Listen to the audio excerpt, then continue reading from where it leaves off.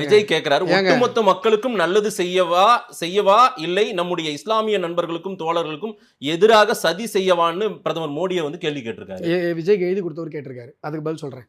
பொது உடைமை தத்துவம்னு சொன்னீங்க.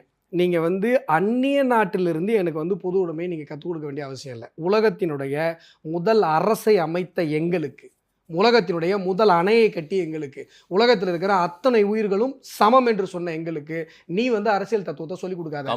வெளிநாட்டில இருந்து பொது உடைமை தத்துவம் எந்த அளவுக்கு உண்மையானதுன்றதை இலகணேசன், மறைந்த இலகணேசன் கூட பேசியிருக்காரு. நான் வேணா அந்த வீடியோ எடுத்து காட்டுறேன். கம்யூனிசம் எப்படிப்பட்ட கொள்கைன்னு பேசியிருக்காரு. ஏங்க நீங்க என்னங்க பேசுறீங்க?